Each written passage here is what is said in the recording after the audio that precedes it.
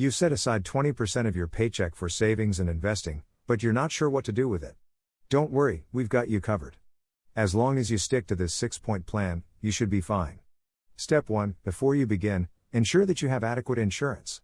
Health and long-term disability insurance are required, but thankfully most employers cover them, while 4 other types of insurance, while almost as important, are more specific to your situation: car insurance if you own a car, homeowners or renters insurance if you own or rent a home, and life insurance if you have people who rely on your income.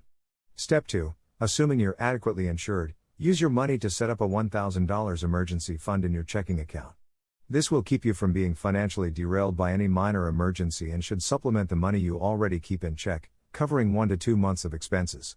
Step 3. Next, if you have a retirement plan, contribute the maximum amount that your employer will match, as this is essentially free money.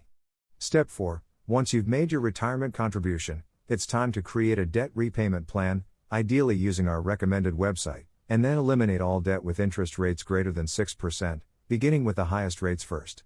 This does not, however, imply ignoring the minimum payments on your other balances or eliminating debt with interest rates below 6%, as that money would be better served in an investment account in the long run.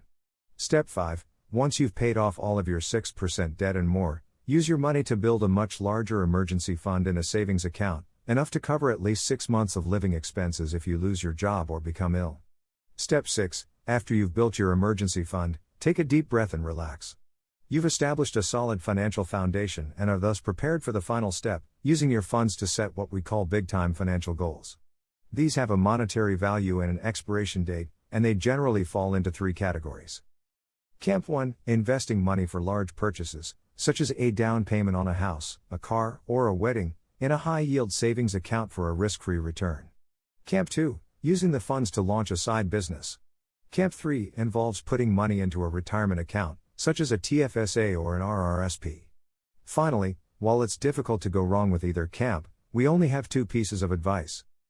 1. Once your financial foundation is in place, make sure that at least 10% to 15% of your pay goes toward retirement. 2.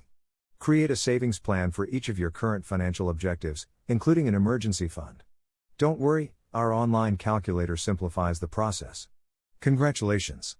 You now understand how to manage your savings and investments.